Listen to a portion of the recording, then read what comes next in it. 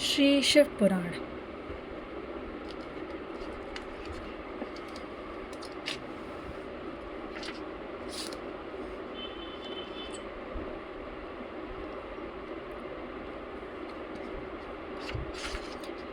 सातवां अध्याय।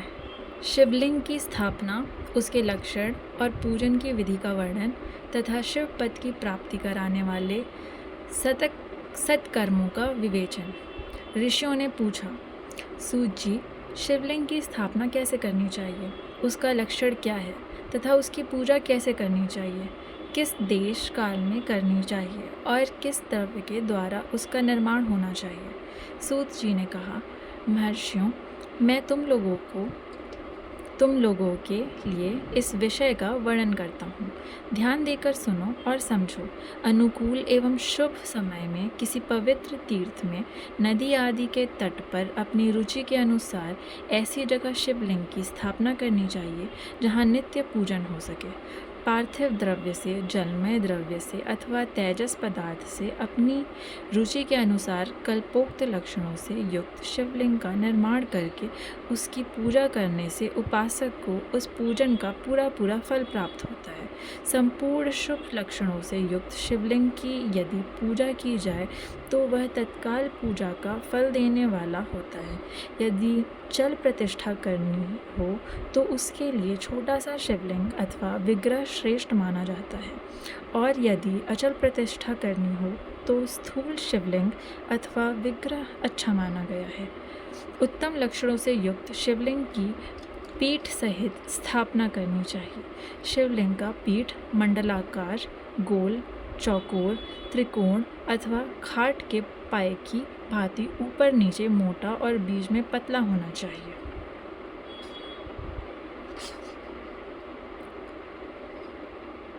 ऐसा लिंग पीठ महान फल देने वाला होता है। पहले मिट्टी से, प्रस्तर आदि से अथवा लोहे आदि से शिवलिंग का निर्माण करना चाहिए। जिस द्रव्य से शिवलिंग का निर्माण हो उसी से उसका पीठ भी बनाना चाहिए। यही यथावर अचल प्रतिष्ठा वाले शिवलिंग की विशेष बात है।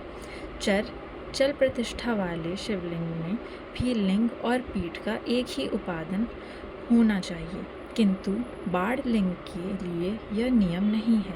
लिंग की लंबाई निर्माणकर्ता या स्थापना करने वाले यजमान के 12 अंगुले के बराबर होनी चाहिए। ऐसे ही शिवलिंग को उत्तम कहा गया है। इससे कम लंबाई हो तो फल में कमी आ जाती है, अधिक हो तो कोई दोष की बात नहीं है।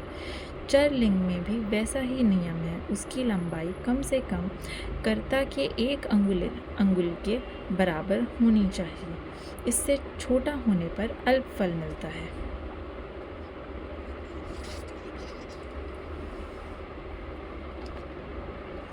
किंतु उससे अधिक होना दोष की बात नहीं है। यजमान को चाहिए कि वह पहले शिल्प शास्त्र के अनुसार एक विमान या देवालय बनवाए जो देवगणों की मूर्तियों से अलंकृत हो। उसका गर्भगृह बहुत ही सुंदर, सुदृढ़ और दर्पण के समान स्वच्छ हो। उसे 9 प्रकार के रत्नों से विभूषित किया गया हो। उसमें पूर्व और पश्चिम दिशा में 2 मुख्य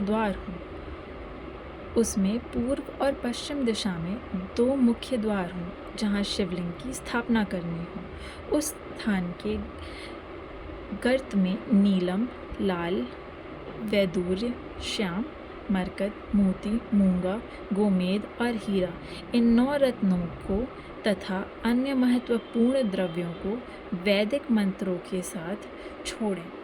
सद्योजात आदि 5 वैदिक मंत्रों द्वारा शिवलिंग का 5 स्थानों में क्रमशः पूजन करके अग्नि में भविष्य की अनेक आहुतियाँ दें, और परिवार सहित मेरी पूजा करके गुरु स्वरूप आचार्य को धन से तथा भाई बंधुओं को मनचाही वस्तुओं से संतुष्ट करें।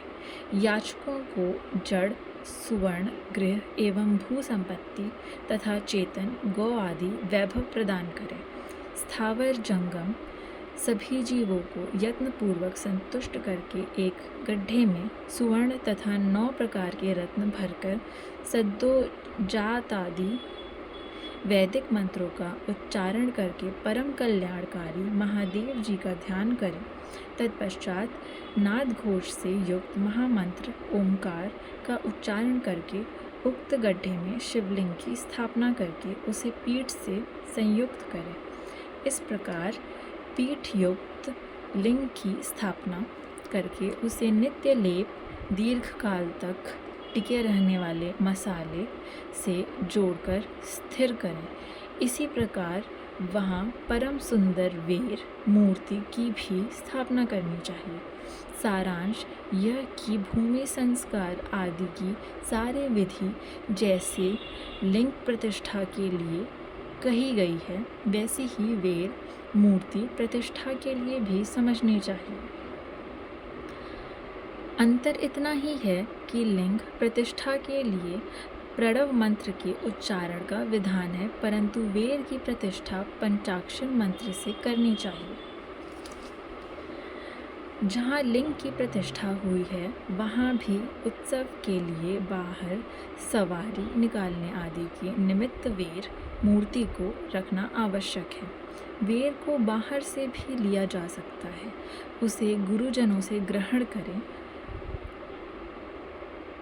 बाहम वेर वही लेने योग्य है जो साधु पुरुषों द्वारा पूजित हो। इस प्रकार लिंग में और वेर में भी की हुई महादेव जी की पूजा शिव पद प्रदान करने वाली होती है। स्थावर और जंगम के भेद से लिंग भी 2 प्रकार का कहा गया है। वृक्ष लता आदि को स्थावर लिंग कहते हैं और कृमि कीट आदि को जंगम लिंग। स्थावर लिंग की सींचने आदि के द्वारा सेवा करनी चाहिए और जंगम लिंग को आहार एवं जल आदि देकर तृप्त करना उचित है। उन स्थावर जंगम जीवों को सुख पहुँचाने में अनुरक्त होना भगवान शिव का पूजन है, ऐसा विद्वान पुरुष मानते हैं। यों चराचर जीवों को ही भगवान शंकर के प्रतीक मानकर उनका पूजन करना चाहिए।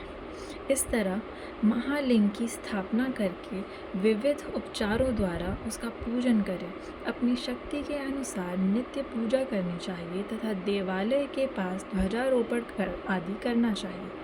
शिवलिंग साक्षात शिव का पद प्रदान करने वाला है अथवा चरलिंग में षोडशोपचारों द्वारा यथोचित रीति से क्रमशः पूजन करे। यह पूजन भी शिव पद प्रदान करने वाला है।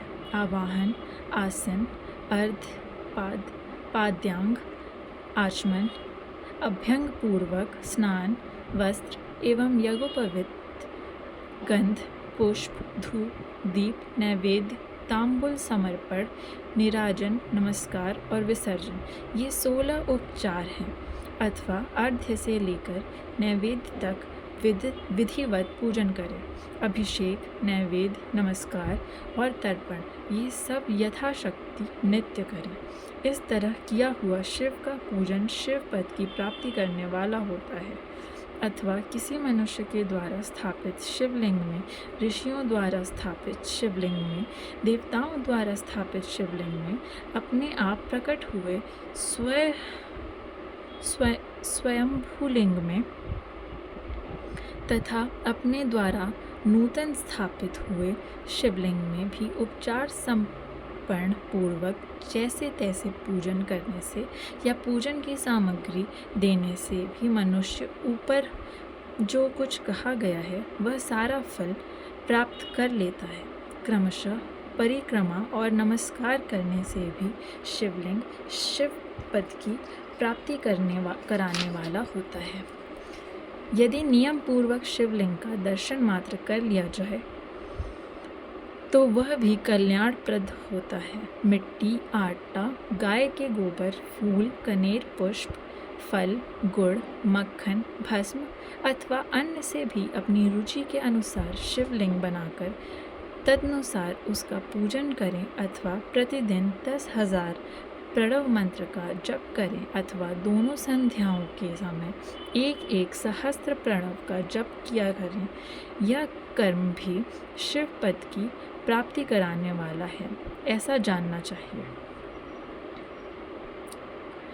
जप काल में मकारांत प्रणव का उच्चारण मन की शुद्धि करने वाला होता है। समाधि में मानसिक जप का विधान है तथा अन्य सब समय भी उपांशु जप ही करना चाहिए। नाद और बिंदु से युक्त ओंकार के उच्चारण को विद्वान पुरुष समान प्रणव कहते हैं। यदि प्रतिदिन आदरपूर्वक 10,000 पंचाक्षर मंत्र का जप किया जाए अथवा दोनों संध्याओं के समय एक एक सहस्त्र का ही जप किया जाए तो उसे शिव पद की प्राप्ति कराने वाला समझना चाहिए। ब्राह्मणों के लिए आदि में प्रणव से युक्त पंचाक्षर मंत्र अच्छा बताया गया है। कलश से किया हुआ स्नान, मंत्र की दीक्षा, मातृकाओं का न्यास, सत्य से पवित्र अंतःकरण वाला ब्राह्मण तथा ज्ञानी गुरु, इन सबको उत्तम माना गया है।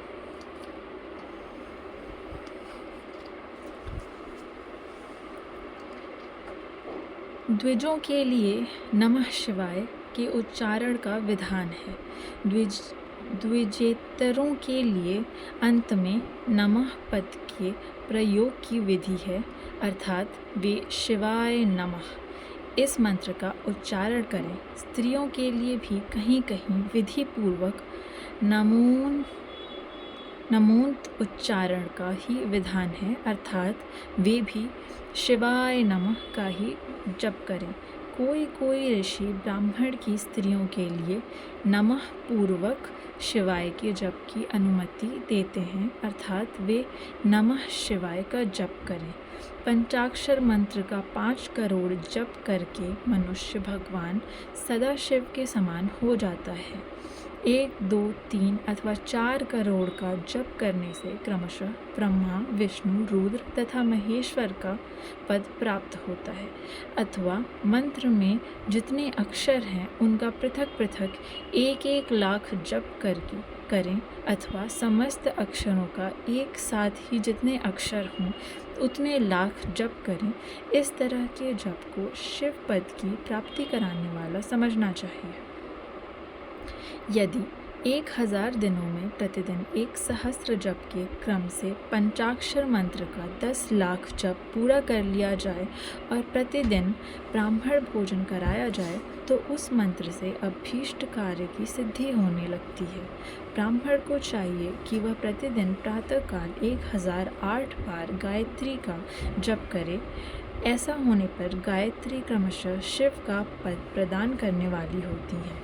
वेद मंत्रों और वैदिक सूक्तों का भी नियम पूर्वक जप करना चाहिए। वेदों का पारायण भी शिव पद की प्राप्ति कराने वाला है, ऐसा जानना चाहिए।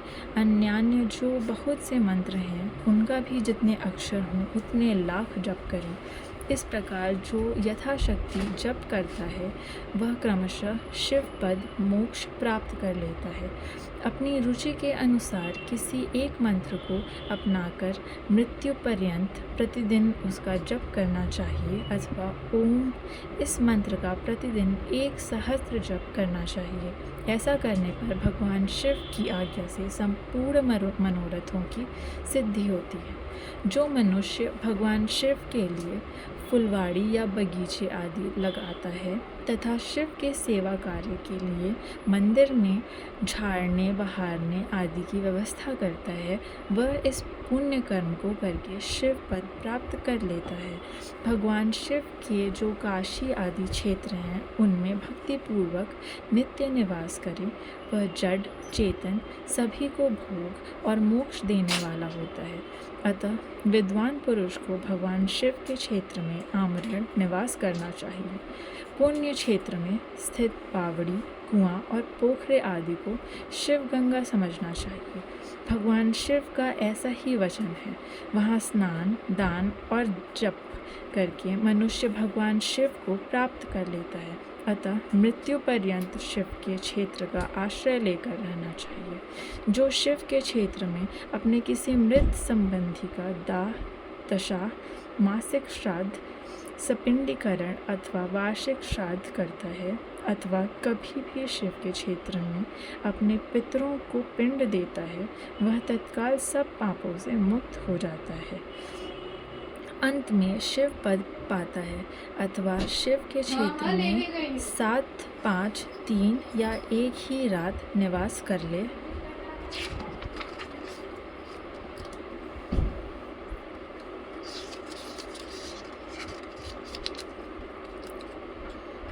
ऐसा करने से भी क्रमशः शिव पद की प्राप्ति होती है।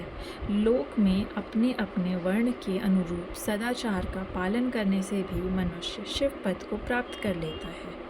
वर्णानुकूल आचरण से तथा भक्ति भाव से वह अपने सत्कर्म का अतिशय फल पाता है। कामना पूर्वक किए हुए अपने कर्म के अभीष्ट फल को शीघ्र ही पा लेता है।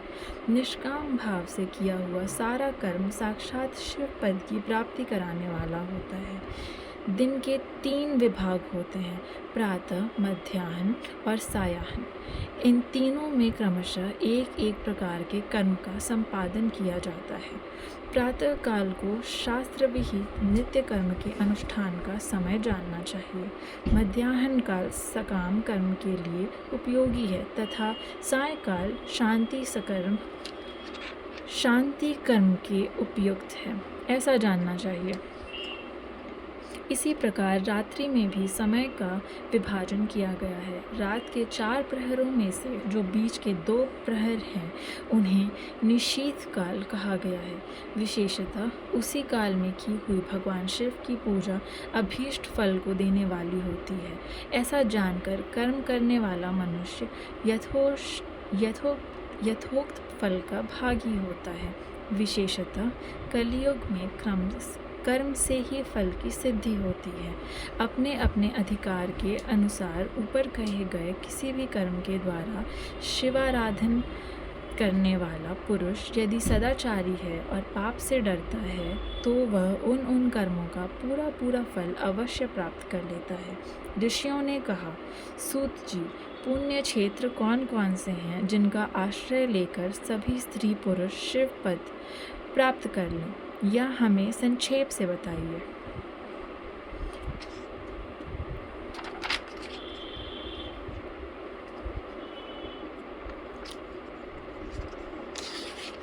सातवां अध्याय समाप्त।